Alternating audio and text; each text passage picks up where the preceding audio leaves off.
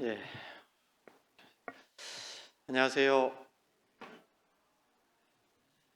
아, 말씀은 좀 앞에서 들으시면 좋은데요. 아, 고정 좌석이신가요? 뒤에 계신 분들은 조금 좀 앞당겨서 말씀을 좀 들으셨으면 좋겠습니다. 자리 이동을 좀 해주셔요. 뒤에 계신 분들은 조금 앞으로 좀 오시면 좋겠습니다. 또 후에 오실 분들도 계시니까요. 좀 앞쪽으로 자리를 이동해 주시면 대단히 감사하겠습니다. 그래도 나는 나의 길을 가련다. 그런 분 안 계시죠? 예, 같이 기도하겠습니다. 거룩하시고 자비로우신 살아계신 하나님 참으로 감사합니다. 하나님께서 저희 영혼을 사랑하셔서 또 불쌍히 여겨주시고 긍휼히 여겨주셔서 마땅히 죄로 인해 영원한 지옥에 갈 수밖에 없는 저희들을 위해 예수님이 대신 십자가에서 피 흘려 돌아가시고 다시 살아나심으로 우리의 모든 죄를 영원히 용서해 주시고 값없이 구원해 주신 은혜 감사합니다.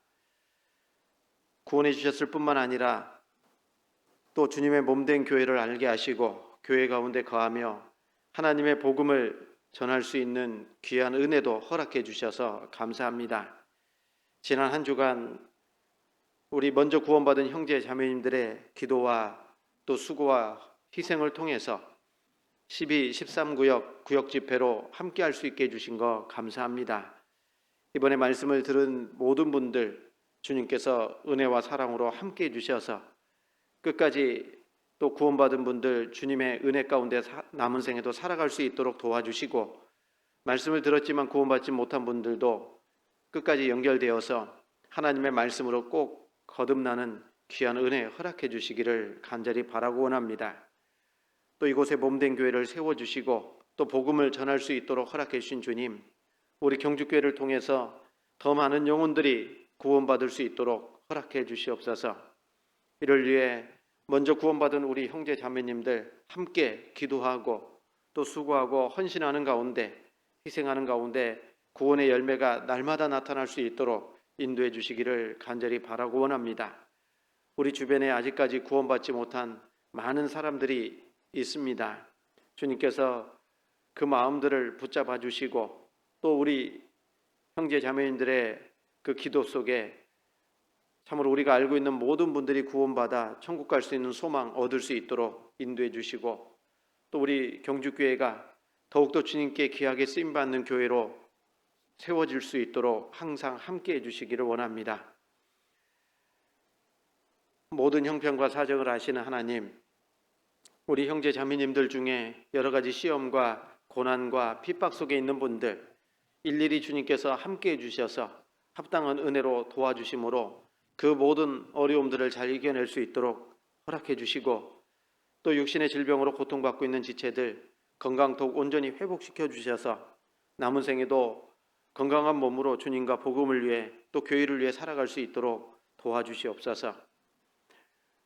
또 우리 경주교회 9월 16일부터 23일까지 몽골 세린교회교회 선교를 위해 기도하고 또 준비하고 있습니다.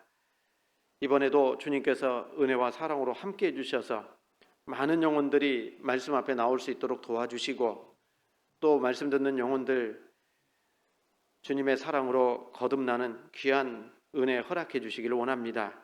또한 몽골 세린교회가 더욱더 세워지고 또 복음이 힘있게 증거되는 교회로 더욱 함께 해주시고 이를 위해서 수고하시는 우리 임원 형제 자매님들 그리고 몽골 세린교회 형제 자매님들 또 우리 한상일 선교사님과 그 가정 또 주님께서 기억해 주시고 또 복음 안에서 더욱 귀하게 쓰임받는 우리 형제 자매님들 또 선교사님과 그 가정 될 수 있도록 항상 함께 해주시고 도와주시기를 원합니다. 이번 몽골 선교를 위해서 또 함께 기도하고 또 준비하는 우리 형제 자매님들 손길 위에도 주님께서 은혜와 사랑으로 축복해 주시고 또 무사히 선교가 마쳐질 수 있도록 함께 해 주시옵소서. 오늘도 하나님의 귀한 말씀 앞에 나올 수 있게 해주신 거 감사합니다. 이 시간 저희들이 마땅히 알아야 될 말씀들을 알 수 있도록 지혜와 총명으로 더해 주시고, 또 이 말씀이 우리 마음 가운데 더욱 온전하게 새겨져서 남은 생에도 말씀으로 살아갈 수 있도록 도와주시옵소서. 부득이한 사정으로 이 자리에 함께 참여하지 못한 우리 형제 자매님들도 어떤 형편에 있든지 주님 지켜주시고, 다음에는 함께 모여서 말씀으로 교제 나눌 수 있도록 인도해 주시옵소서. 모든 시종으로 오직 주 성령께만 온전히 의지합니다. 저희를 사랑하셔서 구원해 주신 예수님 이름으로 감사하며 기도드렸습니다. 아멘.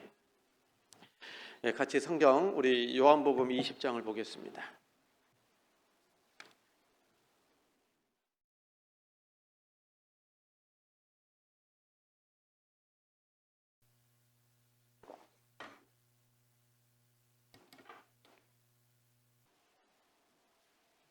요한복음 20장 21절부터 23절까지의 말씀입니다.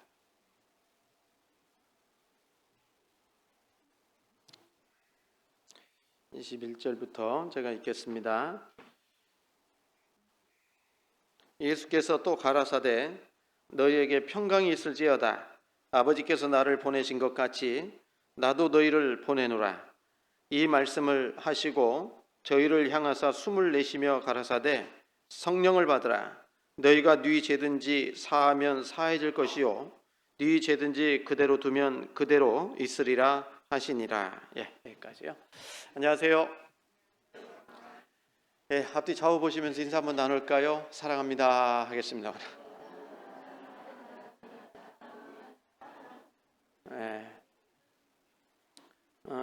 한 주간 평안하셨죠? 지난 그제까지죠. 12, 13구요. 또 주님이 또 허락해 주셔서 같이 또 기도하는 가운데 한 주간 복음 전하는 시간을 가졌습니다. 또 많은 분들이 구역 집회지만 또 참여해 주시고 또 기도해 주셔서 이제 새롭게 말씀 듣고 이제 구원받아야 될 영혼들 한 10명, 11명 뭐 이런 식으로 많은 분들이 참여를 하셨고, 그리고 5일 집회다 보니까요 참 많이 말씀을 전하는 저도 마음이 좀 급하고 전해드려야 될 내용들은 많은데 또 한 말씀이라도 좀 빠뜨리지 않고 전하려고 하니까 좀 마음 급한 게 보였나 보죠. 그래서 참 집회하는 것이 참 쉽지는 않지만 또 말씀을 통해서 구원을 받고 확증하는 그런 시간들을 갖는 것에 대해서 참으로 감사가 되고, 이 수고는 주님 오시는 그날까지 해야 되지 않을까 하는 생각을 또 해보게 되었습니다. 집회는 행사가 아니고 끝까지 영혼이 구원받고, 또 우리가 전도할 때도 마찬가지지만 단순히 주일 말씀 앞에 나오게 하는 것으로 전도가 끝나는 것이 아니라 구원을 확실하게 받고 또 교회 가운데서 귀하게 쓰임받는 일꾼으로 세워질 때까지 꾸준히 관심을 가지고 기도하고 전해야 될 거라고 생각을 합니다. 그래서 이번에 집회에 참여하신 분들도 또 이렇게 다음 이제 추계 수양회도 있고 또 오전 전도 집회도 있고 11월에 대집회도 있고 여러 집회를 통해서 계속해서 말씀을 좀 들을 수 있도록 우리가 더 기도하고 연결해야 될 거라고 생각이 들고요. 그리고 그 가운데서 구원을 확실하게 확증할 수 있도록 도와주는 거 우리가 해야 될 일이라고 생각이 듭니다. 그래서 이번에 이제 기도 명단에 올라왔던 분들 또 참여하신 분들을 각 구역에서나 또 인도하신 분들이 이번에 참석했으니까 끝이 아니라 계속해서 연결해서 말씀 앞으로 또 참여할 수 있도록 해주시기를 부탁을 드립니다. 오늘은 우리가 구원을 받는 것도 내 지혜로 구원받는 게 아니거든요. 또 구원받은 이후의 신앙생활도 내 능력으로만 하는 것이 아닙니다. 반드시 구원받는 것도 성령의 도우심이 있어야 구원을 받는 거고, 또 구원받은 이후의 신앙생활도 성령의 인도하심 속에서 살아야 온전한 신앙생활을 할 수가 있다라고 말씀드릴 수 있습니다.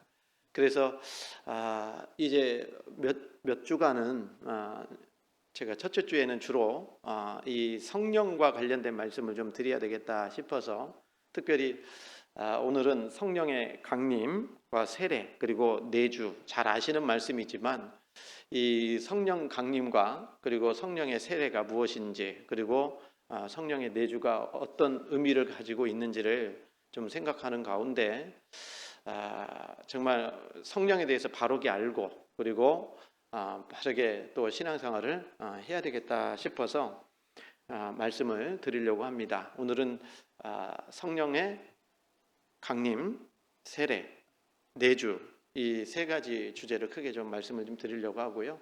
다음 시간에는 성령의 은사와 성령의 충만, 그리고 그 다음 시간에는 성령의 9가지 열매를 한 가지씩 하다 보면 내년까지 이렇게 생각을 하고 이 설교 주제를 좀 잡아보려고 합니다. 그래서 우리가 성령에 대해서 정확히 알지 못하면 성령을 오해하는 경우도 많이 있거든요. 그래서 이 성령을 어떤 그 사람들이 그래요. 어떤 힘이나 또는 어떤 그 영향력 이런 정도로만 생각하는 경우도 혹 있더라고요. 그런데 성경에 나와 있는 성령이 어떤 분인지 정확히 알고 그리고 그 성령의 인도함을 받아서 신앙생활을 온전하게 했으면 좋겠다 싶습니다. 그래서 이 성령은요, 잘 아시는 것처럼 여러분 삼위일체의 하나님 들어보셨죠? 성령은 하나님이셔요. 성부 하나님도 하나님이시고 성자 예수님도 하나님이시고 그리고 성령 하나님도 하나님이시다. 이걸 잊지 않으셔야 됩니다. 그러니까 성령 하나님도 뭐라고요? 하나님이셔요. 이 성령 하나님은 하나님이신데 그래서 인격적이고 전지전능하신 분이다. 이렇게 성경에서는 말씀하고 계십니다. 이단적인 가르침이 뭐냐면 성자 예수님을 하나님으로 인정하지 않는 것, 이거의 이단적인 가르침이에요. 삼위일체를 부인하는 것이 이단이다 이렇게 얘기합니다. 그러니까 성부 하나님, 성자 예수님, 성령 하나님을 하나님으로 인정하지 않는 거, 그냥 이런 부분들을 가르친다 그러면 결국은 이단적인 가르침이 되는 거다 이렇게 말씀드릴 수 있습니다. 그래서 이 삼위의 하나님이 한 분이신데 그런데 하나님이신데 삼위로 계신다. 이것을 삼위일체다 이렇게 얘기합니다. 어렵죠? 이해하십니까? 네. 근데 삼위일체 하나님을 다 이해한다라는 것은 실은 인간의 지혜로는 불가능합니다. 그래서 누가 그러시는데요. 이해가 안 되면 어떻게 하라고요? 믿으라고요. 우리가 다 이해해서 믿는 건 아니거든요. 그래서 이해의 영역을 벗어나면 그냥 우리가 해야 될 것은 믿는 거다 이렇게 얘기할 수 있습니다. 성경 신명기입니다. 6장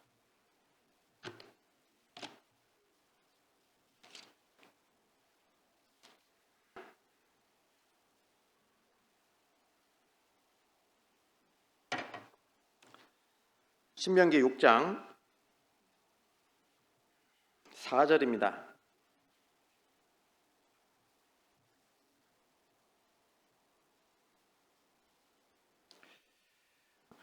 6장 4절 이스라엘아 들으라 우리 하나님 여호와는 오직 하나인 여호와시니 그랬거든요. 여기 보면 이스라엘아 들으라 쉐마 이렇게 표현합니다. 이스라엘아 들으라 우리 하나님 여호와는 오직 뭐라고요? 하나인 여호와이시니 그랬어요. 하나님은 한 분밖에 안 계셔요. 하나님 그러지 않아요. 그런데 하나인 여호와시니 이렇게 돼 있거든요. 좀 어려운 말 같은데 하나라는 단어도 이 히브리어에 두 가지로 쓰이는 단어가 따로 있다라는 겁니다. 뭐냐면 동질의 하나가 있고 이질의 하나가 있다라는 겁니다. 그리고 집합적 하나가 있고 단수적 하나가 있다 이렇게 얘기합니다. 너무 어렵죠? 그래서 여기서 하나라는 것은요, 복합적 하나예요. 그러니까 쉽게 예를 들자면 포도 알맹이 사과 하나가 하나잖아요. 그죠? 이건 단수적 하나라고 얘기할 수 있습니다. 그런데 포도 송이가 알맹이가 몇 개가 있잖아요. 쭉 있잖아요. 그런데 그것을 하나 이렇게 얘기할 수도 있거든요. 그래서 그것을 복합적 하나 이렇게 얘기합니다. 그렇다면 여기서는요, 복합적 하나로 쓰였다는 겁니다. 그러니까 하나님은 한 분이시지만 삼위로 계신다라는 것을 말씀해 주고 계시는 거예요. 그래서 우리 하나님께서 삼위일체에 대한 말씀이 많이 나오는데 창세기 1장 1절에 보면요, 뭐라고 되어 있어요? 태초에 하나님이 천지를 창조하시니라. 그래서 태초에 하나님이 천지를 창조하시니라 할 때 엘로힘 이렇게 되거든요. 엘로힘, 하나님에 대해서요. 엘로힘 복수 전미사가 쓰인 겁니다. 그러니까 하나님은 한 분이신데 창조하시니라 할 때 여기 복수 의미로 쓰였다라는 것은 천지 창조 또한 삼위의 하나님이 창조하셨다라는 겁니다. 무슨 뜻인지 아시죠? 그래서 하나님은 한 분이시지만 삼위로 계신다. 성부, 성자, 성령 삼위로 계신 분이 하나님이시다라고 성경은 말씀해 주고 있는 겁니다. 이상한 말씀 하나 있는데 창세기 1장 27절입니다.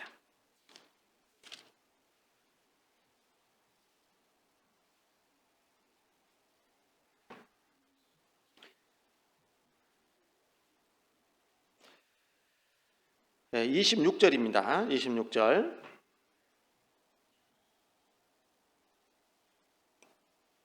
같이 한번 읽겠습니다. 하나님이 가라사대 우리의 형상을 따라 우리의 모양대로 우리가 사람을 만들고 그로 바다의 고기와 공중의 새와 육축과 온 땅과 땅에 기는 모든 것을 다스리게 하자 하시고 이렇게 되어 있는데요. 여기 보면 하나님은 한 분이시라는데 하나님이 가라사대 우리의 형상을 따라 우리의 모양대로 우리가 사람을 만들고 그랬잖아요. 왜 우리라고 그러죠? 우리라는 것은 혼자를 얘기하는 게 아니잖아요. 그래서 사람을 창조하실 때에도 우리의 모양대로 우리의 형상을 따라, 이 말은 삼위일체 하나님을 설명하고 있는 겁니다. 그래서 하나님께서 우리가 잘 아시는 것처럼 하나님은 한 분이시지만 삼위로 계신다. 성부 하나님, 성자 예수님, 성령 하나님 한 분이십니다. 그러니까 성령도 뭐라고요? 하나님이시다 이렇게 믿는 거예요. 성경 사도행전 5장입니다.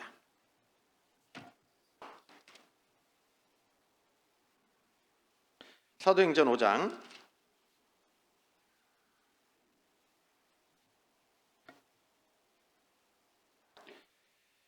5장 1절입니다. 사도행전 5장 1절.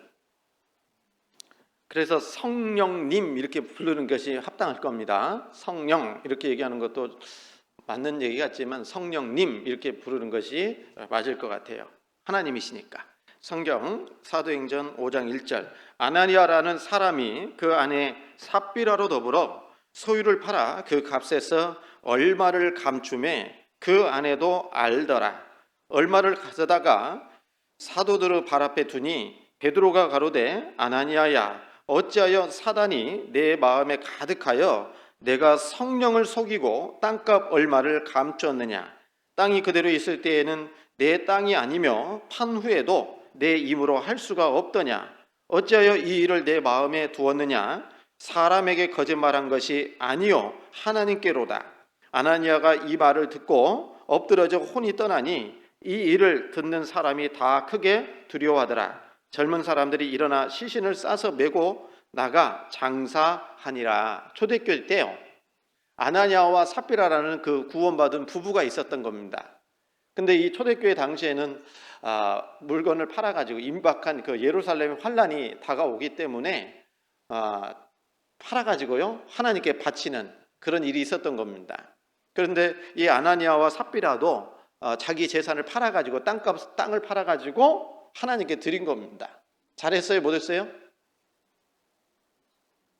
잘했지요. 네?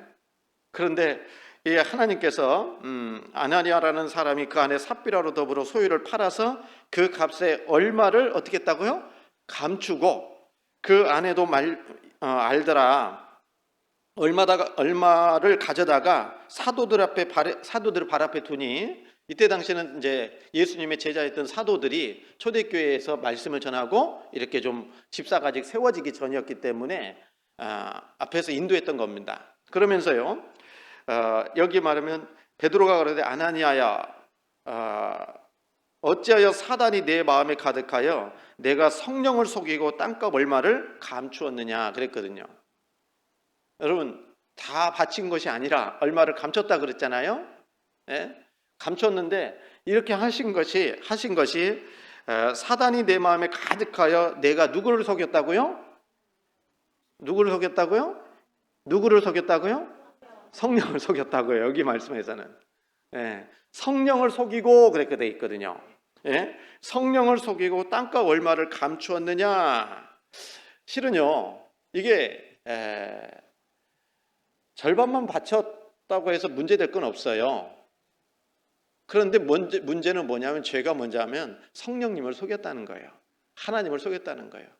예, 이걸 팔았는데 제가 쓸 데가 있어서 하나님 앞에 이 부분은 내가 이렇게 쓰려고 하고 이 부분만 드렸습니다 하면 괜찮아요. 그런데 다 바쳤습니다 라고 한 것이 속인 거예요. 성령을 속였다라고 말씀을 하신 겁니다.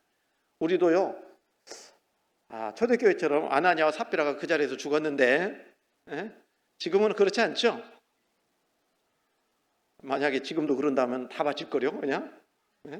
자, 그런데요, 여기 보면 성령을 속였다라고 말씀하시는데, 그런데 여기 4절 후반에 보면요, 이렇게 돼 있거든요. 어찌하여 이 일을 내 마음에 두었느냐? 사람에게 거짓말한 것이 아니요, 누구라고요? 하나님께로다. 그러니까 성령을 속였다고 했는데 그 다음 말씀에서는 바로 하나님을 속였다라고 얘기하시는 거거든요. 그러니까 다시 얘기하면 성부 하나님과 성령 하나님은 똑같은 하나님이시다라는 것을 이미 성경에서 말씀하고 계시고 초대교회부터 다 그렇게 알고 있었던 겁니다. 이해 가시죠? 그래서 이 성령은요, 누구라고요? 바로 하나님이시다. 하나님이 자신이십니다. 그래서 하나님은요, 성령도 인격적인 분이에요. 그래서 인격적인 분이기 때문에 지적 능력을 다 가지고 있다라는 겁니다. 성령도 아시는 거예요, 다. 예? 그래서 이 고린도전서 2장 10절에 보면 오직 하나님이 성령으로 이것을 우리에게 보이셨으니 성령은 모든 것 곧 하나님의 깊은 것이라도 통달하시느니라 라고 말씀하셔요. 하나님의 깊은 것, 성령도 하나님이시기 때문에 아신다는 거예요. 지적 능력을 가지고 있고, 또 성령은 인격적인 존재라고 그랬잖아요. 어떤 힘이나 영향력, 그게 아니라 하나님 자신이기 때문에 성령도 근심하시게 되는 거예요. 근심할 때가 되면 근심하신다 그 말입니다. 그래서 에베소서 4장에 보면 하나님의 성령을 근심하게 하지 말라 그랬어요. 그래서 우리 구원받은 그리스도인들이 신앙생활을 바르게 하지 못하면 성령께서 탄식하시고 근심하시고 염려하시는 겁니다. 그래서 성령 하나님은 분명히 하나님이시다라고 얘기할 수 있는 겁니다. 성경 로마서도 봅니다. 로마서 8장 26절입니다.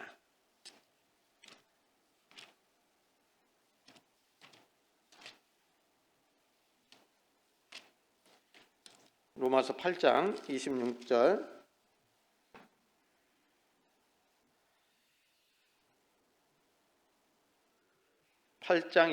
같이 한번 읽도록 하겠습니다. 우리 연약함을 도우시나니 우리가 마땅히 빌 바를 알지 못하나 오직 성령이 말할 수 없는 탄식으로 우리를 위하여 친히 간구하시느니라 그랬어요. 성령도 여기 말씀하시기를 성령도 우리 연약함을 도우시나니 우리가 마땅히 빌 바를 알지 못하나 오직 성령이 말할 수 없는 뭐 한다고요? 탄식으로 우리를 위하여 친히 간구하시느니라. 성령은 하나님이셔요. 그래서 인격적인 존재이기 때문에 탄식하시고 근심하시고 그리고 지적 능력도 있으시고 그리고 뜻과 의지를 가지고 계시는 분이 이 성령 하나님이셔요. 그래서 27절에 보면 마음을 감찰하시는 이가 성령의 생각을 아시나니 이는 성령이 하나님의 뜻대로 성도를 위하여 어떻게 한다고요? 간구하심이니라. 성령이 하나님의 뜻대로 우리를 위해서 간구하고 계셔요. 누가 시켜서가 아니라 성령의 의지예요. 성령의 뜻대로, 하나님의 뜻대로 우리를 위해서 간구하고 계신다라는 겁니다. 여러분, 그러니까 이 성령은요, 하나님 자신 맞죠?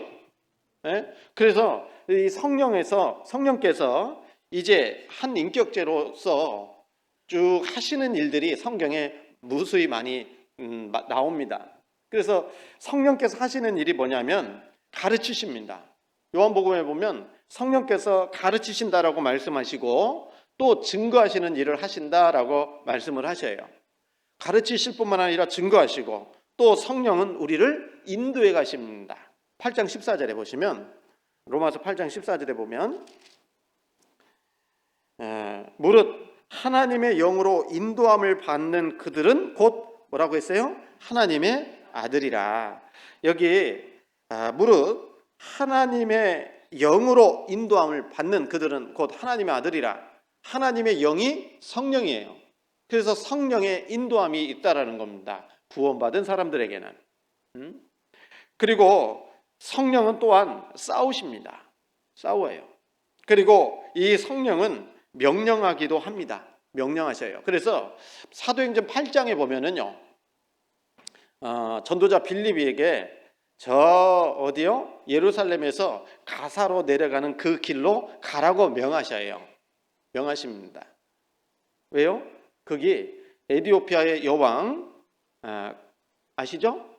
국고를 맡은 그 네시, 그 사람이 예루살렘에서 이제 에티오피아로 내려가는 중에, 다시 돌아가는 중에 전도자 빌립을 보내가지고 하나님의 말씀을 통해서 구원받게 하는 것이 하나님의 뜻이었기 때문에 성령께서 빌립을 그쪽으로 가라고 명령을 하신 겁니다. 그리고 또한 이 중보의 기도도 드리시고 또 사역자도 보내는 것이 이 성령이 하시는 일이라는 겁니다. 그래서 사도행전 13장에 보면은 그 안디옥 교회, 수리아 안디옥입니다. 이 안디옥 교회에 교사들이 여러 사람이 있었는데 그 중에 바울과 사울과 바나바와 사울을 갖다가 따로 세워서 복음을 전케 하는 것이 누가 하셔요? 성령이 하시는 일이거든요. 그래서 교회 안에 일꾼을 세우는 것도 성령께서 하시는 일이라고 말씀드릴 수 있는 겁니다. 그리고 이 성령은 우리를 위로하시는 성령이십니다. 그러니까 이 성령이 하시는 일이 이와 같다면 이 성령은 분명히 하나님이시고 그리고 인격자이시다라고 말씀드릴 수 있습니다. 그리고 이 성령께서는 인격체이실 뿐만 아니라 하나님 신적인 능력도 가지고 계시는 분이 하나님이셔요. 이해가시죠? 그래서 이 예수님이 사역하실 때에도 성령으로 잉태돼서 이 땅에 오셨고 성령에 힘입어서 또 하나님은 예수님은 복음도 전하셨다라고 말씀드릴 수 있어요. 그리고 예수님의 공생애가 시작될 때 어떻게 시작됐죠?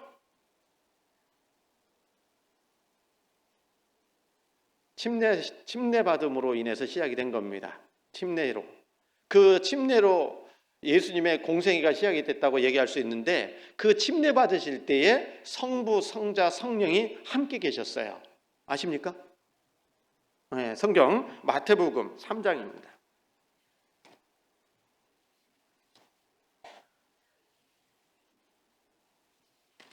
마태복음 3장 16절입니다.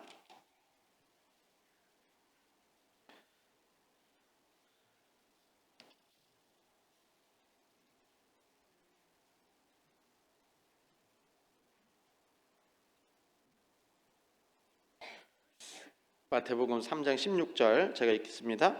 예수께서 세례를 받으시고 곧 물에서 올라오실새 하늘이 열리고 하나님의 성령이 비둘기같이 내려 자기 위에 임하심을 보시더니 하늘로서 소리가 있어 말씀하시되 이는 내 사랑하는 아들이요 내 기뻐하는 자라 하시니라.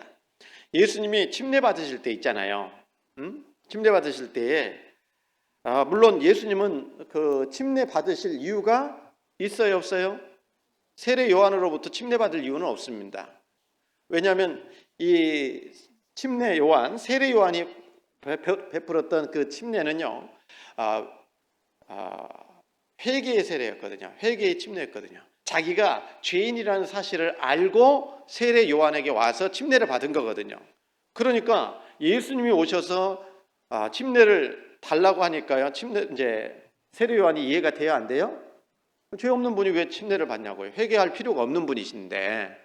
그래서 그럼에도 불구하고 예수님께서 이 15절에 보면 대답하여 가라사대 이제 허락하라 우리가 이와 같이 하여 모든 의를 이루는 것이 합당하니라 하신대 이에 요한이 허락하는지라 그랬거든요.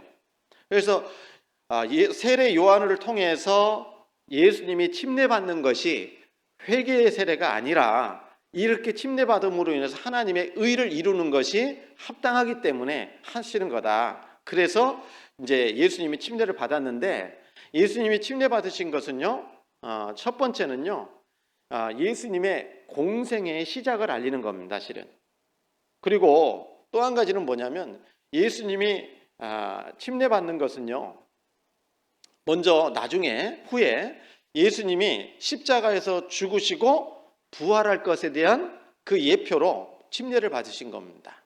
그래서 예수님이 공생의 기간 동안에 말씀하신 것 중에 하나가 뭐냐면 나는 받을 세례가 있으니 그랬거든요. 나는 받을 세례가 있다. 뭘 받아요? 뭘 받아요? 받을 세례가 뭐냐면 예수님의 십자가에서 죽으시고 부활할 것에 대한 말씀이거든요. 그러니까 예수님이 받는 세례는 결국은 진짜 세례는 뭐예요? 죽으시고 부활하시는 거예요. 그것을 미리 보여주신 것이 침례 요한을 통해서 물속에 들어가는 것은 예수님의 죽으심, 물에서 올라오는 것은 예수님의 부활하심을 얘기하는 겁니다. 이해가시죠? 그래서 침례를 받은 거예요. 그리고 우리가 받은 침례는 뭔지 아시죠? 우리가 구원받고 침례를 받았잖아요. 받으셨어요? 안 받으셨어요? 받았죠? 그것은 뭐냐면 예수님이 이제 나는 예수님이 십자가에서 죽으실 때 나도 함께 죽었다. 그거 믿으시죠? 그리고 예수님이 부활하신 것처럼 나도 함께 부활한다. 그것을 외적으로 표시한 것이 침례식이다 그 말이에요.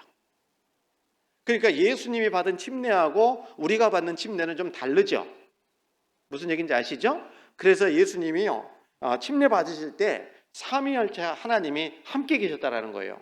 그래서 여기 보면 16절에 보면 예수께서 세례를 받으시고 물에서 올라오실새 하늘이 열리고 하나님의 성령이 비둘기같이 내려 그랬잖아요.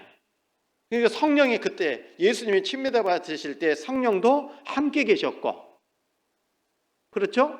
그리고 하늘에서는 이는 내 사랑하는 아들이요 내 기뻐하는 자라 하는 하나님의 성부 하나님의 음성도 있었잖아요. 그리고 물에서 올라오실 때 성자, 이 땅에서는 성자 예수님이 함께 계셨어요. 그래서 예수님이 침례 받으실 때 성부, 성자, 성령, 삼위 하나님이 함께 계셨다라는 겁니다. 그리고 예수님은요, 또 이 명령을 내리시잖아요. 마태복음 28장에 보면은요, 그러므로 너희는 가서 모든 족속으로 제자를 삼아 아버지와 아들과 성령의 이름으로 침례를 주고 그랬잖아요. 그래서 아까 우리 시작할 때 바닷가에서 침례 받는 거 보셨잖아요. 저도 바닷물에 쓸려가는 줄 알았어요. 네. 그러면서 어떻게 침례를 줘요? 아버지와 성부와 성자, 성령의 이름으로 침례를 주는 겁니다. 그래서 예수님께서도 그와 같이 하신 거잖아요. 그리고 이 삼위 하나님은요, 우리 교회는 안 하지만 여기 다른 교회에서는 이 말씀에 근거해서 목사님들이 축도를 해줘요. 성경 고린도후서 13장입니다.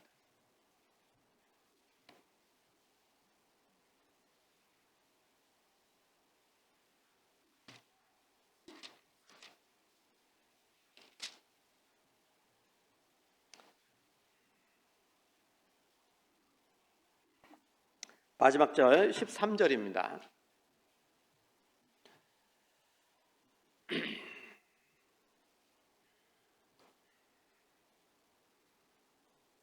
같이 한번 읽겠습니다. 주 예수 그리스도의 은혜와 하나님의 사랑과 성령의 교통하심이 너희 무리와 함께 있을지어다 그랬어요. 여기 보면 주 예수 그리스도의 은혜, 그 다음에 하나님의 사랑, 성령의 교통하심, 성부, 성자, 성령 삼위의 하나님으로 축복해 주잖아요. 자주 얘기하지만요, 여러분 목사님께서 축복 기도해 주면 축복 받아야 안 받아요?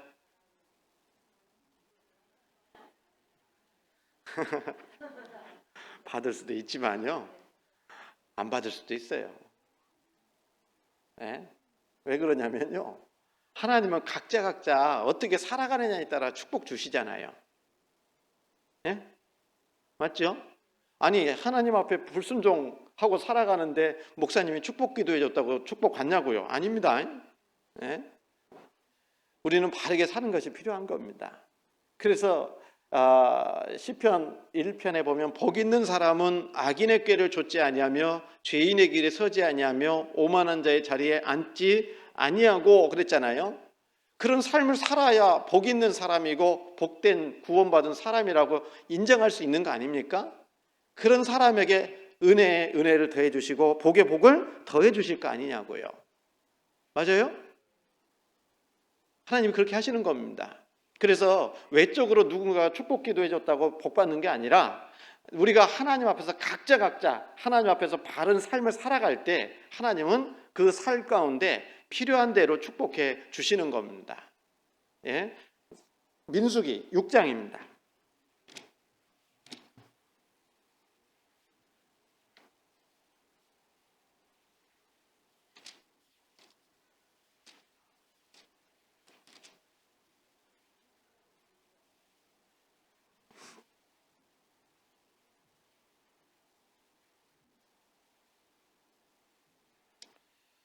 (22절입니다)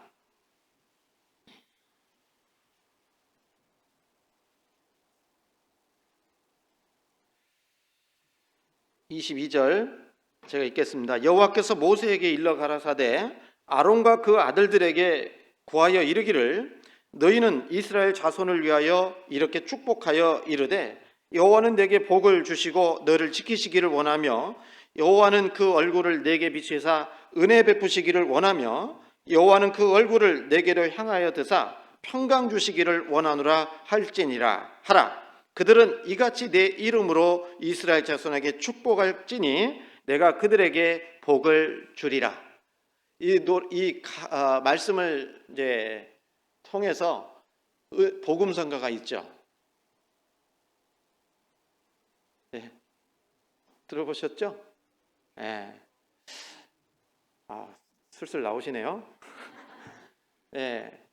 그런데요, 여기 보면 여호와께서 모세에게 일러 가라사대 아론과 그 아들들에게 구하여 이르기를, 제사장들이잖아요. 대제사장, 제사장들인데 이스라엘 자손을 위하여 이렇게 축복하여 이르기를 여호와는 내게 복을 주시고 너를 지키시기를 원하며 여호와는 그 얼굴을 내게 비치사 은혜 베푸시기를 원하며 여호와는 그 얼굴을 내게로 향하여 드사 평강 주시기를 원하노라 할지니라. 그렇게 하고 있죠. 이 아론과 그 제사장 후손들은요, 자손들은, 아들들은 대제사장이고 제사장들입니다. 그런데 베드로전서 2장 9절에 보면은 구원받은 모든 그리스도인들은 다 하나님 보시기에 뭐예요? 왕 같은 제사장들이잖아요. 그죠? 그러면 이 말씀에 비춰보면 우리는요, 형제 자매들에게 어떻게 해야 돼요?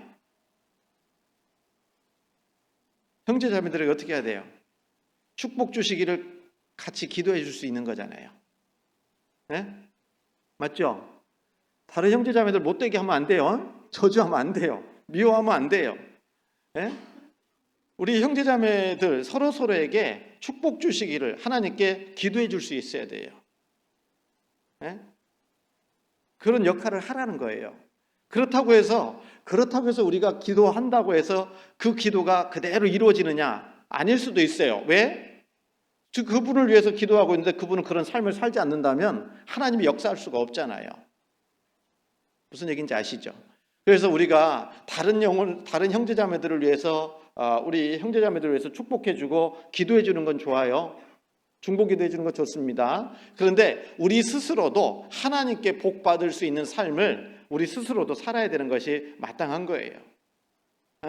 우리 고린도후서 13장 아까 13절에 있는 말씀처럼 그 축복의 기도 성부, 성자, 성령 삼위 하나님으로 기도해 주잖아요. 축복해 주잖아요. 그런데 실질적으로 우리 각자가 그런 삶을 살지 않는다면 하나님은 축복해 주실 수가 없다라는 것을 우리가 좀 생각해 봐야 됩니다. 자, 그래서 이 성령님은 삼위일체의 하나님이시다. 성경은 처음부터 끝까지 그 말씀을 하고 계시는 거예요. 그리고 이 성령님은 그래서 하나님이시기 때문에 창조주이십니다. 전능하신 분이에요. 그래서 창세기 1장 1절부터 우리가 잘 알고 있는 것처럼 태초에 하나님이 천지를 창조하시니라. 그 다음 말씀이 뭡니까? 그 다음 말씀이 땅이 혼돈하고 공허하며 흑암이 깊음이 있고 하나님의 신은 수면에 운행하시니라 그랬거든요. 하나님의 신이 뭐예요? 성령이셔요.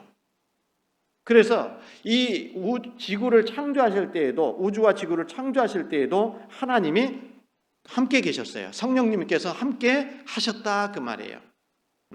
그리고 이 하나님은요, 성령님은 하나님이시기 때문에 어디든지 다 계신다 그 말이에요.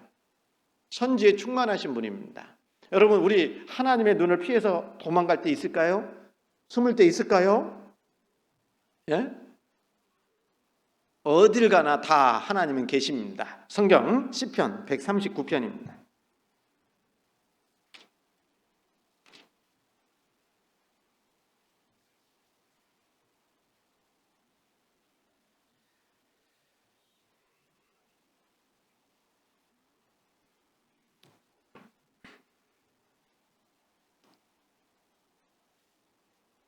시편 139편 7절부터 10절까지 같이 한번 읽겠습니다. 내가 주의 신을 떠나 어디로 가며 주의 앞에서 어디로 피하리이까? 내가 하늘에 올라갈지라도 거기 계시며 음부에 내 자리를 펼지라도 거기 계시니이다.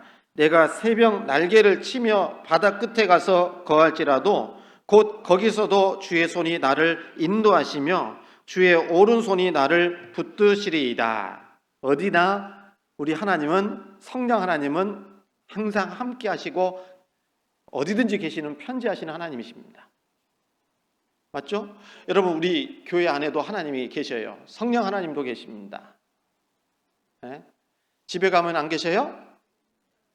네? 나만 혼자 다락방에서 꼭꼭 숨어 있어도 하나님 거기 계실까요? 안 계실까요? 네? 계십니다. 여기 말씀하시잖아요. 하늘에 올라갈지라도 거기도 계시고 음부 깊은 곳에 내가 자리를 펼지라도 거기도 하나님이 계신다라는 겁니다. 언제 어디서나 하나님은 항상 계십니다. 성령 하나님으로 계시는 거예요. 이 말씀 들을 때마다 또 읽을 때마다 힘이 될 때도 있죠. 왜 힘이 되죠? 하나님이 내 삶을 아시는구나. 하나님이 나를 정말 위로가 필요할 때 하나님이 위로해 주실 수 있구나. 이런 생각할 수 있죠. 또 하나는 두려워요. 다 보고 계시는구나. 네? 다 보고 계시는구나. 내가 정말 나쁜 마음 가질 때에도 하나님이 보고 계시고요. 마음을 감찰하시고, 네? 좋은 마음 가질 때도 하나님은 내 마음을 감찰하시고 또 위로해 주시고 그러지 않겠습니까? 그래서 성령 하나님은 어디든지 계신다라는 겁니다. 다시 결론적으로 얘기합니다. 성령 하나님은 바로 하나님 자신이셔요. 그래서 이 삼위 하나님, 성부 하나님, 성자 예수님, 성령 하나님, 구원을 계획한 것을 생각하면요, 구원과 관련돼서는 성부 하나님은 죄인을 구원할 것을 계획하셨어요. 성자 예수님은요, 성부 하나님이 계획하신 그 구원을 이 땅에 오셔서 완성하셨어요. 이루셨습니다. 그리고 이제 성자 예수님은 십자가에서 죽으시고 부활하시고 승천하셨잖아요. 그래서 성자 예수님이 이루신 구원을 증거하는 겁니다. 믿게 하는 것이 바로 누가예요? 성령 하나님께서 하시는 겁니다. 그래서 구원과 관련해서도 우리가 삼위의 하나님의 은혜 속에서 구원도 이루어진 거다라고 얘기하는 겁니다. 여러분, 이 하나님은요, 예수님은 그래서 이제 예수님이 십자가에서 죽으시고 부활하시고 승천하시면 반드시 성령을 보내주시겠다는 약속이 있었던 거예요. 약속대로 오신 분이 성령이셔요. 이해가시죠? 그래서 성령을 보내줄 것에 대한 약속이 항상 있었던 겁니다. 사도행 요한복음 7장을 보시겠습니다. 요한복음 7장 37절.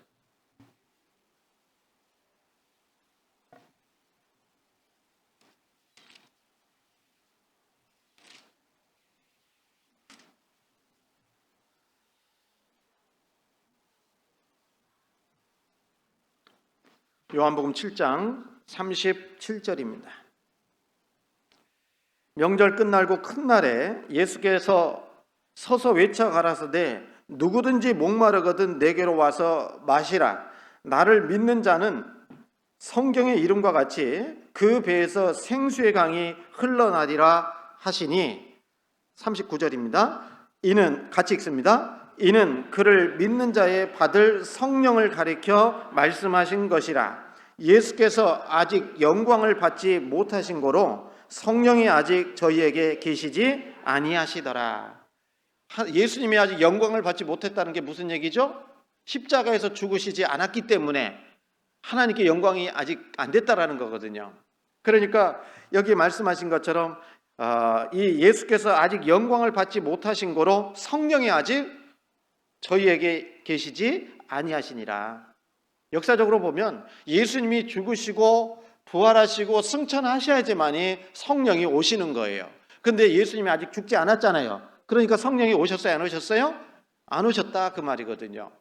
그래서 예수님이요, 부활하신 예수님께서 기다리라고 말씀하셨어요. 성령을 기다리라고.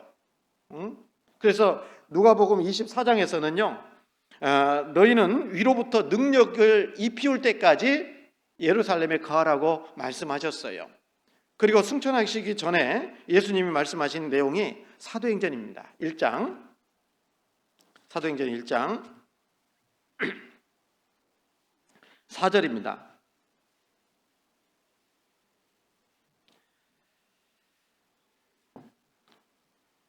1장 4절 5절 같이 읽습니다. 사도와 같이 모이사 저희에게 분부하여 가라사대 예루살렘을 떠나지 말고 내게 들은 바 아버지의 약속하신 것을 기다리라. 요한은 물로 세례를 베풀었으나 너희는 몇 날이 못되어 성령으로 세례를 받으리라 하셨느니라.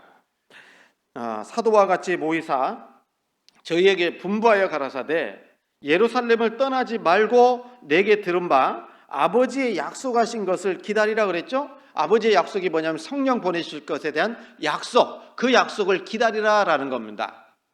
그래서 5절에 요한은 물로 세례를 베풀었으나 너희는 몇 날이 못되어, 이제 예수님의 제자가 된 사람들은 몇 날이 못되어 뭐가 옵니까? 성령으로 세례를 받으리라 라고 말씀을 하시는 겁니다. 성령 세례가 있다라는 것을 말씀하시면서 기다리라는 거예요. 며칠만 있으면 성령이 임할 거다. 그래서 이 역사적으로 보면 이 예수님이 부활하시고 제자들과 40일 동안 함께 하셨거든요. 그리고 승천하셨습니다. 열흘 후에, 다시 얘기하면 오순절에 성령이 이 땅에 오신 겁니다. 약속하신 성령이 오신 거예요. 그 내용이 사도행전 2장입니다. 2장 1절부터 몇 개 보겠습니다. 2장 1절부터 4절입니다. 2장 1절부터 4절. 오순절 날이 이미 이름에 저희가 다 같이 한 곳에 모였더니 호련히 하늘로부터 급하고 강한 바람 같은 소리가 있어 저희 앉은 온 집에 가득하며 불의 혀같이 갈라지는 것이 저희에게 보여 각 사람 위에 임하여 있더니 저희가 다 성령의 충만함을 받고 성령이 말하게 하심을 따라 다른 방언으로 말하기를 시작하니라.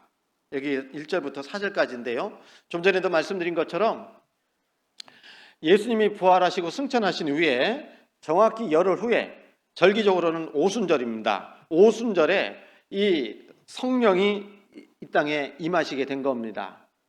오셨어요. 그래서 오셨을 때 어떤 일이 벌어졌냐면, 오순절 날이 이미 이름에 저희가 다 같이 한 곳에 모였죠? 한 곳에 모여 있는데 갑작스럽게 호련히 하늘로부터 급하고 강한 바람 같은 소리가 있어 저희 앉은 온 집에 가득하며, 그렇게 되거든요. 성령이 임하는데요, 성령은 눈에 보이지 않잖아요. 눈에 보이지 않는 성령이 임하시는 모습이 하늘로부터 급하고 강한 바람 같은 소리가 있어 그랬거든요. 여러분, 성령이 이제 임하는 모습이 몇 가지 좀 생각해 볼 수가 있는데요. 여기 보면 하늘로부터 급하고 강한 바람 같은 소리라고 그랬잖아요. 바람입니다. 바람. 그래서 이 바람은요, 성경에 보면 어떤 역사를 이루냐면 죽은 영혼을 살리고 생명을 주시는 성령님의 역사를 보여주는 거예요. 바람으로 표현한 겁니다. 바람, 죽은 영혼을 살리는 거예요.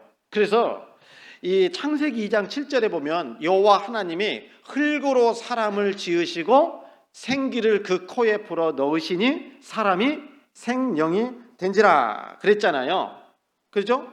에덴 동산에서 하나님께서 아담을 만들 때에 생기를 다른 말로 하면 바람입니다. 생기를 불어 넣으시니 사람이 뭐가 됐다고요? 산령이 되었다라는 겁니다. 그러니까 바람은 생명을 살리는 역사를 얘기하는 거예요.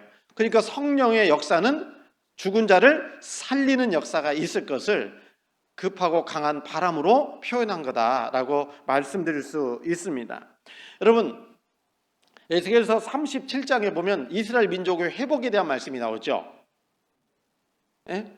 그래서 에스겔에게 그 골짜기로 데리고 갔는데 마른 뼈가 가득했다고 되어 있잖아요. 예? 그래서 이 마른 뼈들아 살아라 하니까 살아나요? 안 살아나요? 이 뼈 저 뼈가 맞고 살이 오르고 딱 섰는데 뭐가 없다고요? 생기가 없었다 그랬잖아요. 그래서 다시 명했습니다. 생기가 불어서 들어가라 하니까 생기가 사방에서 불어가지고 들어가서 극히 큰 군대의 모습으로 살아나는 모습을 볼 수 있잖아요. 그때도 생기가 바람입니다. 그러니까 이게 오순절에 바람을 급하고 강한 바람이라고 말씀하신 것은, 이 바람이라는 것은 하나님의 역사는 뭐예요? 죽은 자를 살리는 역사다. 그러니까 성령의 역사는 죽은 영혼을 살리는 역사를 하실 것을 말씀하고 계시는 겁니다. 그리고 바람은 어떻습니까? 보여요? 안 보여요? 안 보이죠?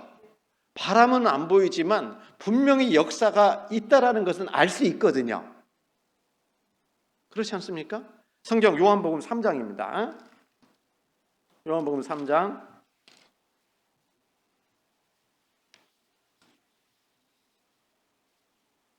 6절,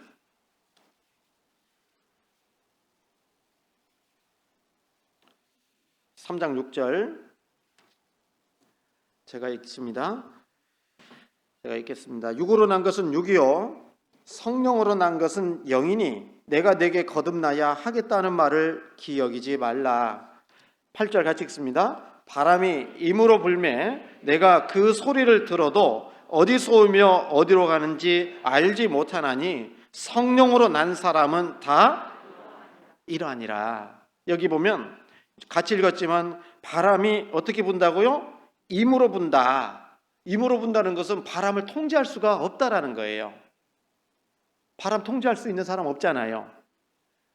최근에 산산 왔잖아요. 어디로 왔어요? 일본으로 왔잖아요. 그 산산이 오기를 기다렸을까요? 일본 사람들이요? 안 기다려요. 그런데 오잖아요. 바람이 임으로 부는 거예요. 바람을 주장할 사람은 없어요. 맞죠? 그래서 이 바람이 임으로 분다라는 것은 통제할 수 있는 것이 아니라는 겁니다. 마찬가지로 성령의 역사도 사람의 통제를 받는 게 아니다 그 말이에요. 그렇지 않습니까? 그래서 성령도 인간의 뜻에 의해서 좌지우지되는 것이 아니라 하나님의 절대적인 뜻에 의해서 하나님에 의해서 움직이는 게 성령의 역사다 이렇게 말하는 거예요. 그래서 바람이 임으로 불면 어디서 오며 어디로 가는지 알지 못한 거다라고 했잖아요. 여러분, 성령의 역사를 우리가 통제할 수 없습니다. 성령을 이용할 수도 없는 겁니다. 성령은 하나님이시기 때문에 그래요. 그래서 이 성령의 은사를 주신 것도요, 고린도전서 12장에 보면은 성령의 은사를 주시잖아요. 교회 가운데서도 성령의 은사를 주시잖아요. 그 성령의 은사를 주시는 것도 하나님께서 말씀하시기를 이 모든 일은 같은 한 성령이 행하사 그 뜻대로 각 사람에게 나눠주시느니라 그랬어요. 성령의 뜻대로 주시는 거예요. 은사도. 나중에 이제 은사나 충만에 대해서 배운다고 말씀드렸는데, 여러분 마찬가지로 이 하나님의 성령의 역사는 사람이 통제하는 게 아닙니다. 그래서 바람이 임으로 분다는 것처럼 여러분 하나님의 역사는 하나님의 뜻대로 이루어가는 겁니다. 성령의 뜻대로 이루어가시는 거예요. 그래서 바람이 임으로 불면 어디서 오며 어디로 가는 것을 알지 못한다라고 말씀하셨어요. 그리고 이 급하고 강한 바람 소리가 하늘로부터 들렸다고 그랬죠? 그렇죠? 그래서 이 하늘로부터 왔다는 것은 성령의 역사는 전적으로 하나님의 역사라는 겁니다. 위로부터의 역사예요. 그래서 인간이 사람이 거듭나는 것도 아래에서 나는 게 아니에요. 위로부터 나는 거예요. 그래서 요한복음 3장 3절에 보면 사람이 내가 진실로 내게 이르노니 사람이 거듭나지 아니하면 하나님 나라를 볼 수 없느니라 라고 할 때도 위에서 나지 아니하면 이렇게 돼 있어요. 위에서 나지 아니하면.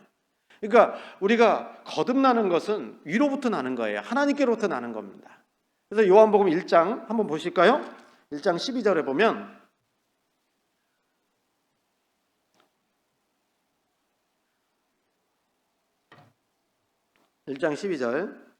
영접하는 자고 그 이름을 믿는 자들에게는 하나님의 자녀가 되는 권세를 주셨으니 13절 같이 읽습니다. 이는 혈통으로나 육정으로나 사람의 뜻으로 나지 아니하고 오직 하나님께로서 난 자들이니라. 구원은 하나님께로부터 나는 거예요. 사람에게 있는 것이 아니다 그 말입니다. 그렇지 않아요? 여러분, 그래서 여기 말씀하신 것처럼 이는 혈통으로나 육정으로나 사람의 뜻으로 나지 않는다. 오직 하나님께로서 난 자들이니라.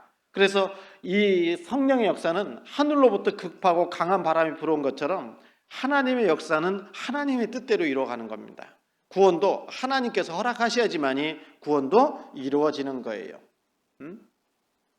그리고 바람은 임으로 불매 어디서 오며 어디로 가는지 알지 못하지만 그 소리는 들린다고 그랬잖아요. 마찬가지로 바람은 어디서 오며 어디로 가는지 알지 못합니다. 말씀처럼 바람 자체는 보이지 않습니다. 그러나 그 소리는 들을 수 있습니다. 마찬가지로 우리는 성령님은 볼 수 없습니다. 그러나 성령님의 역사하시로 말미암아 나타난 증거들은 얼마든지 볼 수 있는 거예요. 무슨 얘기인지 알죠? 성령님 자체는 볼 수 없지만 성령의 역사로 말미암아 나타나는 것들은 우리 눈으로 확인할 수 있다라는 거예요. 볼 수 있다라는 겁니다. 보이지 않는 성령님의 역사를 바람의 소리를 통해서 주고자 하시는 겁니다. 그래서 여러분 이번 학예 수양회 때도 많은 사람들이 구원받는 거 보셨잖아요. 네? 구원받는 거 보셨죠? 구원받고 감사하고 기뻐하는 모습 보셨잖아요. 그게 눈에 보이지 않는 성령의 역사 가운데 있는 거예요. 그래서 구원을 확신하고 구원받는 모습을 보면서 우리 안에 누가 계신다? 성령께서 역사하고 함께 하시고 역사하시는구나, 이걸 우리가 볼 수 있다라는 거예요. 그렇죠?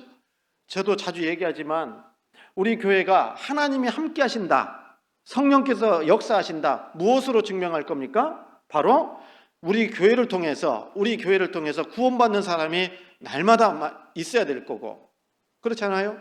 그리고 구원받는 사람의 모습이 점점 성령의 역사로 변화돼야 될 거 아니에요.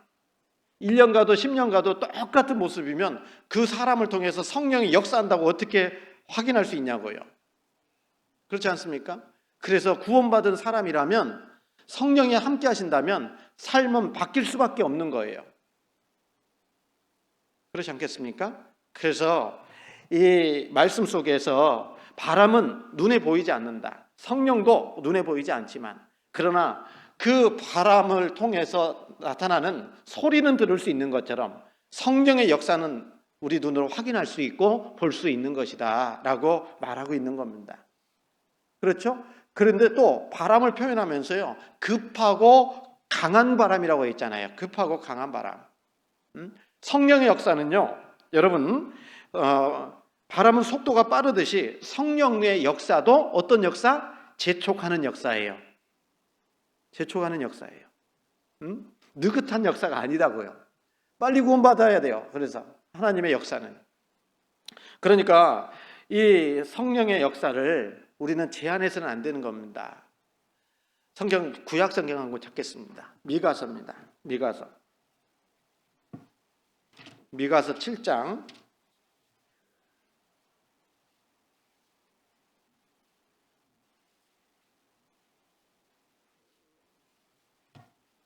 미가서 2장입니다. 2장 7절.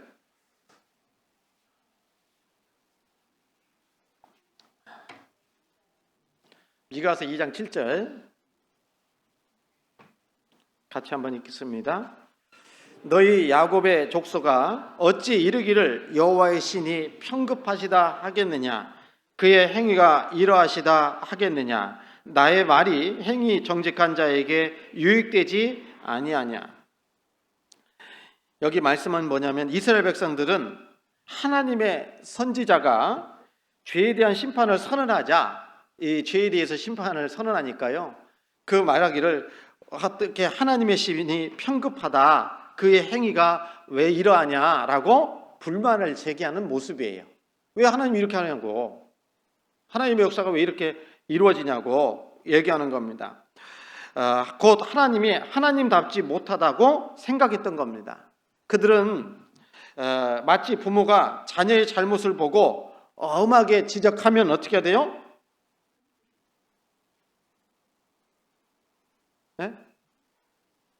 엄하게 지적하고 꾸중하고 그러면요, 자녀가 어떻게 해야 돼요? 뭐라고 대답해야 돼요? 뭐라 해야 돼요? 그런데 마치요, 자녀가 잘못해서 부모가 지적하고 또 돌이키게 하려고 하는데 부모가 얘기하는 겁니다. 부모 너무 성급하다고, 네? 너무 고지식하다고, 네? 왜 엄마 아빠는 왜 나한테 이러냐고, 네? 그렇게 따지듯이 생각하는 거, 마치 하나님을 향해서 이스라엘 백성들이 죄에 대해서 심판을 뭐라고 되죠? 심판을 경고하고 말씀하시니까요, 하나님 왜 이러냐고 이렇게 따져 묻는 거예요. 따져 묻는 거. 그래서 어찌 여기 말씀하신 것처럼 야곱의 족속가 어찌 이르기를 여호와의 신이 편급하시다 하겠느냐, 이렇게 말하고 있는 겁니다. 우리도 때로는 하나님의 역사에 대해서 이렇게 불평 불만을 가질 때도 있을지도 모르겠습니다.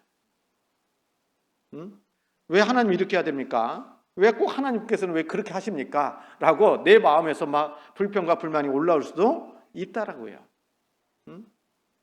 그런데 하나님은 모든 것을 아시는 분이기 때문에 또 강도도 다 알아요. 강도, 세기도 안다 그 말이에요. 그래서 적당하게 견책하시고 적당하게 이끌어 가시는 겁니다. 적당한 때에 하나님이 나를 인도해 가시는 겁니다. 그래서 우리 마음속에요, 하나님이 이러면 안 되는데 이런 마음 가지면 안 되는 거예요. 그리고 우리 몸된 교회 가운데서도 마찬가지죠. 교회 우리가 신앙생활 할 때 철통같이 철칙까지 생각하는 게 교회의 머리는 바로 누구라고요? 예수님이셔요. 담임 목사 아닙니다. 저도 한 형제로서 교회 안에 한 구성원으로서 주님이 인도하시는 대로 따라가는 사람입니다. 모든 결정은 하나님이 하시는 거예요, 실은요. 그런 믿음을 가지고 해야 됩니다. 그러면 그 믿음 가운데 하다 보면 교회가 너무하네, 이런 마음은 없을 거예요. 근데 하나의 우리 마음 가운데 교회도 하나의 인간 모임, 조직 이렇게 생각하면 내 마음대로 안 될 때, 내 생각대로 좀 안 될 때는요, 원망의 마음이 올라옵니다. 왜 교회에서 그렇게 해야 되는 건데? 이런 마음이 올라오는 거예요. 그래서 여러분, 이 교회는 주님의 머리시고요. 그리고 교회는 그의 몸이고 우리는 붙어있는 지체들이라고 늘 말씀하시잖아요.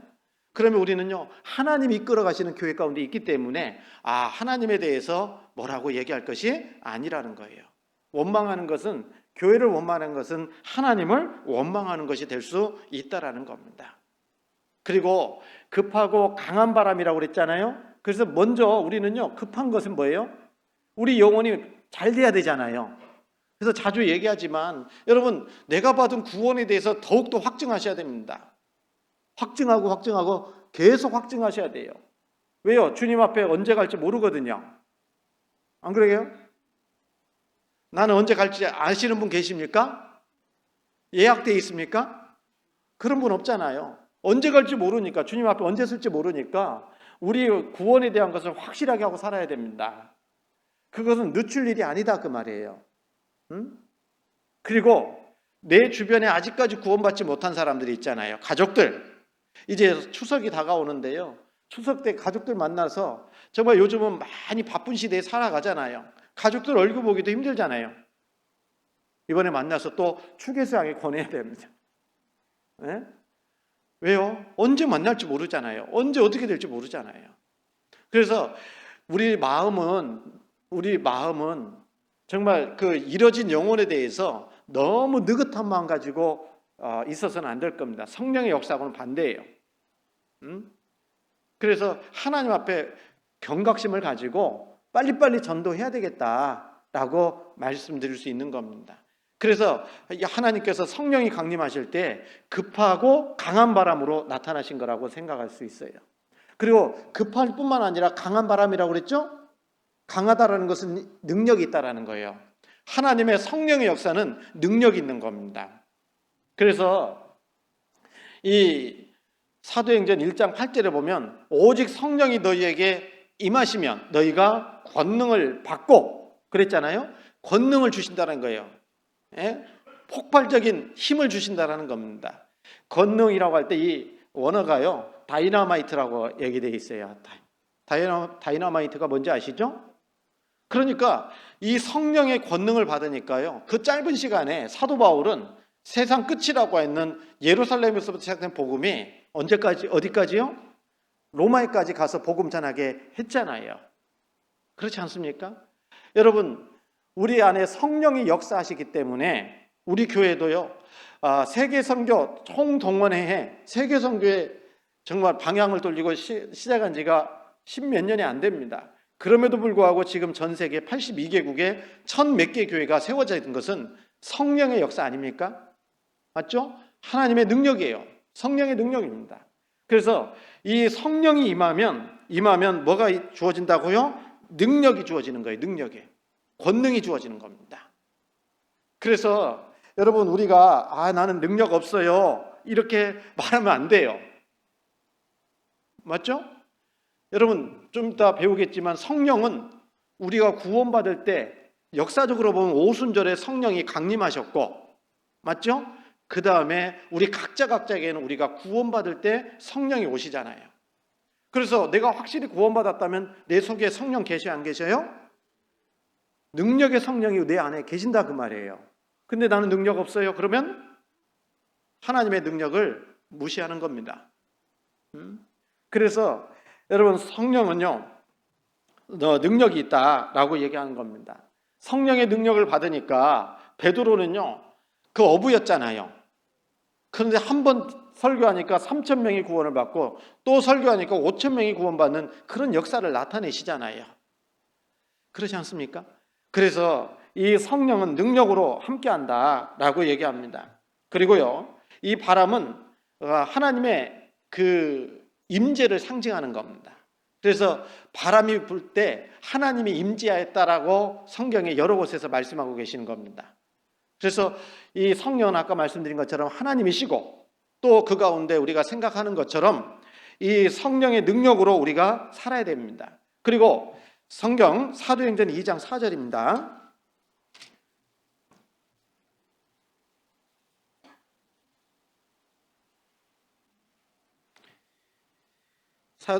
사도행전 2장 3절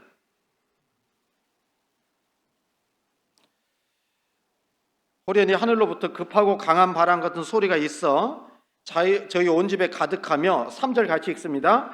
불의 혀같이 갈라지는 것이 저희에게 보여 각 사람 위에 임하여 있더니 그랬잖아요. 여러분, 성령이 임하시는데 2절에서는 급하고 강한 바람 같은 소리라고 돼 있고, 그리고 또 이 3절에서는요 불의 혀같이 갈라지는 것이 저희에게 보여 그랬거든요. 성령이 임하시는 모습이요 불의 혀같이 갈라지는 모습으로 보였다 이렇게 돼 있거든요. 불의 혀같이 갈라졌다. 여러분, 이 성령이 임하시는데요 불이요, 불로 나타났다 그 말이에요. 불. 그래서 불은요 창세기 15장에서 하나님의 임재하실 때 불로 나타냈거든요. 그러니까 하나님의 임재, 신성과 임재를 나타낼 때 불입니다. 그리고 이 불은요 어떤 역할을 합니까? 태워버리잖아요. 태워 없애잖아요. 그래서 이 불은 거짓된 것을 태우고 정화시키고 깨끗하게 하시는 성령의 역사를 말하는 겁니다. 그래서 이 성령이 임하시면 거짓된 것이 다 태워지고 아주 하나님께서 우리를 깨끗하게 하실 겁니다. 네? 정화시키는 거예요. 그리고 이 불이라는 것은요 어떻습니까?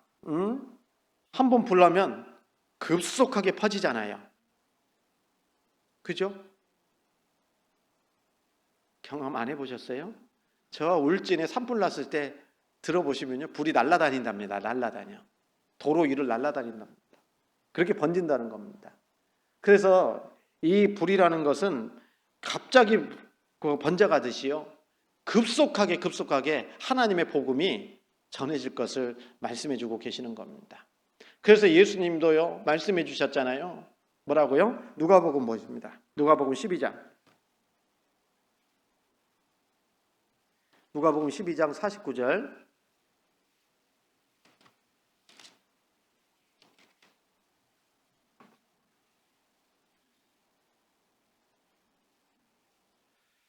49절 같이 한번 읽습니다. 49절입니다.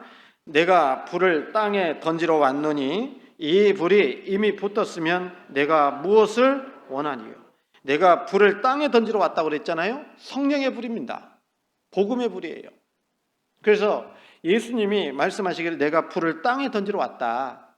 그래서 이 성령의 불이 이 땅에 딱 떨어지니까 여러분 오순절에 성령 강림하심으로 말미암아 얼마 지나지 않아서 아까 말씀드린 것처럼 3천 명이 5천 명이 구원을 받고 그리고 예루살렘부터 시작된 이 복음이 로마까지 전해지는데 채 30년도 안 걸렸던 거예요. 그렇게 빠른 속도로 복음이 전해졌어요. 그리고 역사 가운데 2000년의 그 기독교 역사 가운데 복음이 우리에게까지 왔잖아요. 예? 그래서 이 불은 급격하게 번져나가는 성질이 있듯이 성령의 역사도 급속히 번져나가는 역사가 있을 거다라는 것을 말합니다. 그리고 불은요 어떻습니까? 불은 뜨거워요, 차가워요? 뜨겁죠. 불은 뜨거워요. 그래서 성령의 역사는 뜨거운 역사라는 겁니다. 뜨거움의 반대는 냉랭한 거잖아요. 그러니까 이 구원받은 그리스도인들은요, 뜨겁고 열정적으로 신앙생활하는 것이 정상적인 겁니다. 예? 뜨거워야 돼요. 뜨거워야 돼. 성령이 주시면 뜨거움이 있는 거예요. 안 그런가? 성경 누가복음 24장입니다.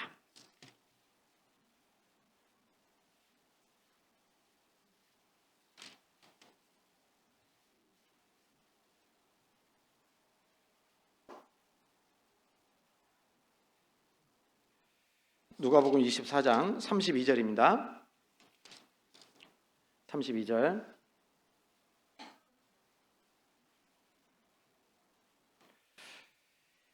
32절 같이 읽습니다. 저희가 서로 말하되 길에서 우리에게 말씀하시고 우리에게 성경을 풀어주실 때에 우리 속에서 마음이 뜨겁지 아니하더냐. 예. 이 예수님께서요, 엠마오로 가는 제자들에게 나타나가지고 제자에게 나타나서 하나님의 말씀을 딱 전해주니까 말씀 들을 때 어땠다고요? 마음이? 지금 말씀 듣는데 마음 뜨거워져요? 점점 차가워져요? 비정상입니다. 차가워진다면. 여기도 말씀하시잖아요.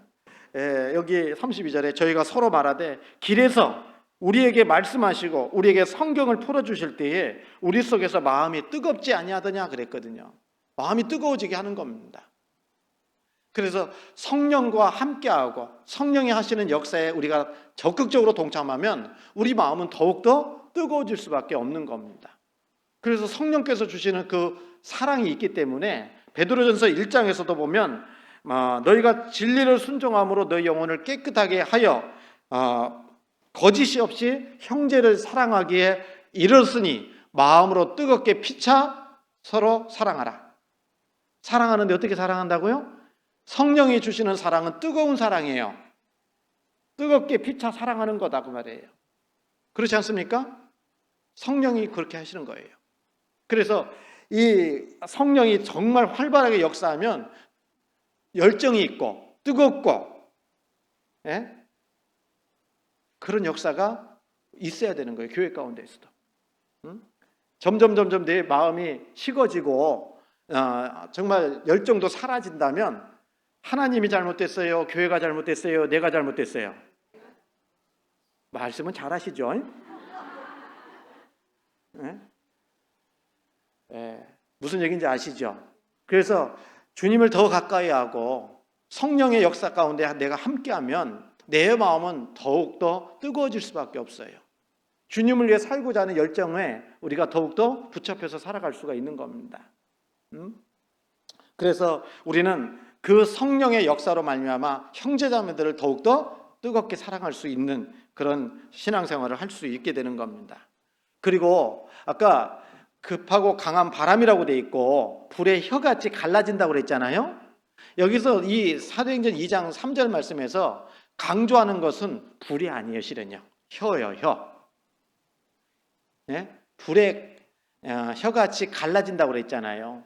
그래서 성령의 역사를 나타내는 초자연적인 표적이 불의 혀같이 갈라지는 것이었잖아요. 이 강조하는 것은 불이 아닌 혀입니다. 그리고 혀가 아니라 단수가 아니라 혀들로 돼 있어요. 혀들로. 그래서 혀는 말하는 곳이잖아요. 그렇죠? 그러니까 성령이 임하심으로 말씀으로 복음을 전하는 교회를 보여주고자 한 걸 겁니다. 그러니까 성령이 역사하면 뭐예요? 하나님의 복음의 말씀이 힘있게 전해지는 거예요. 혀들이라고 그랬죠? 혼자가 아니라 교회는요, 구원받은 성도 한 사람이 교회가 아니라 구원받은 사람들의 모임이 교회라고 그랬잖아요. 그렇죠? 여러분 입 가지고 있어요? 안 가지고 있어요? 가지고 있죠? 하나 가지고 있잖아요. 저도 하나잖아요. 근데 우리 교회 모든 식구들 다 입 하나씩 가지고 있으니까 혀들이라고 하면 맞잖아요. 맞죠? 그러니까 교회는 뭡니까? 한 마음이 돼가지고 성령이 역사하면 복음을 전하는 거예요. 복음을 전하는 거. 그게 성령의 역사라는 겁니다. 그런데 성령이 있다고 하면서 복음을 전하지 않는다? 이건 합당치 않은 거예요. 맞지 않는 겁니다. 그래서 불에 혀같이 갈라졌다고 할 때 혀라고 했지만 복수입니다. 예? 혀들로 돼 있어요. 그래서 우리는 입 가지고 뭐 해야 됩니까? 복음 전하라고 있는 거예요. 성령의 역사는 복음 전하는 것으로 나타나는 거다, 이런 얘기입니다. 그런데 내가 구원받았고 성령이 함께한다고 하면서도 교회가 마찬가지로 복음을 안 전하는 교회다, 이건 말이 안 되는 거고요. 그리고 또 우리 각자도 내가 구원받았다고 하면서도 성령이 있다고 하면서도 복음 안 전한다? 이건 합당한 그리스도인의 삶이 아니다, 그 말이죠. 맞죠? 그래서 오순절에 성령이 강림하실 때에 급하고 강한 바람이 하늘로부터 불어오는 모습을 보여주신 것은 방금 말씀드린 것처럼 그 성령의 역사는 하늘로부터 오는 하나님의 역사고, 예?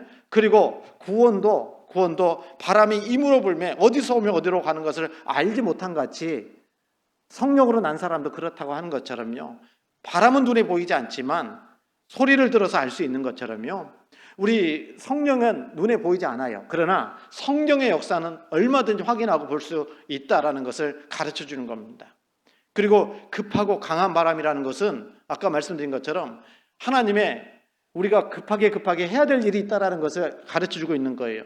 영혼 건지는 일은 뒤로 미룰 수 있는 게 아니다, 그 말입니다. 내 영혼의 문제도 가장 중요한 문제이기 때문에 뒤로 미루는 문제가 아니라는 거예요. 뿐만 아니라 우리 교회도 해야 될 일이 다른 거 다 해야 되지만, 그러나 가장 중요한 일은 복음 전에서 영혼 건지는 일은 뒤로 미룰 일이 아니다라는 겁니다. 그리고 또 한 가지는요, 강한 바람이라는 것은 성령의 역사는 강하게 나타나는 겁니다. 네? 능력으로 나타나는 거예요. 뿐만 아니라 이 아까 여기 불에 혀같이 갈라진다고 했던 것처럼 이 불은요, 이와 같은 성질이 있다라는 거예요. 성령의 역사는 그와 같은 역사를 보여주는 거고, 그리고 더 중요한 것은 불보다는 뭐라고요? 다시 얘기하면 성령의 역사는 무슨 역사? 복음 전하는 역사다, 이렇게 얘기하는 겁니다. 복음을 전해야 돼요. 아시겠죠? 그래서 혀들이라고 한 것은 교회를 얘기하는 겁니다. 그래서 오순절에 성령의 강림함으로 말미암아 교회가 시작됐잖아요. 그죠? 그 교회는 성령이 함께 하시는 곳입니다. 그리고 개인적으로 이제 우리가 구원받을 때 성령이 임하시는데 그 내용은 다음 시간에 하겠습니다. 이 말씀만 드려도 시간이 다 됐어요. 기도하겠습니다. 저희를 사랑하시고 늘 함께해 주시는 살아계신 하나님, 감사합니다. 하나님께서 우리 영혼을 사랑하시고 또 불쌍히 여겨주셔서 우리 주님이 우리가 받아야 될 저주와 심판을 대신 받으시고 또 죽으시고 부활하심으로 우리의 모든 죄를 영원히 용서해 주시고 값없이 구원해 주시네, 참으로 다시 한번 감사드립니다. 또 이렇게 귀한 시간에 하나님의 말씀으로 또 삼위일체이신 성령님에 대한 말씀을 우리에게 가르쳐 주시고 또 마땅히 우리가 어떻게 살아야 될지를 또 생각할 수 있는 귀한 시간 또 주신 것을 감사합니다. 남은 생에도 오직 주님의 온전하신 뜻이 우리의 삶을 통해서 나타날 수 있도록 역사해 주시고 우리 교회를 통해서도 더 많은 영혼들이 구원받아 하나님께 영광이 될 수 있도록 인도해 주시옵소서. 모든 걸 감사드리며 이외에 있는 모든 시간들도 오직 주님께만 온전히 의지합니다. 저희를 사랑하셔서 구원해 주신 예수님 이름으로 감사하며 기도드렸습니다. 아멘.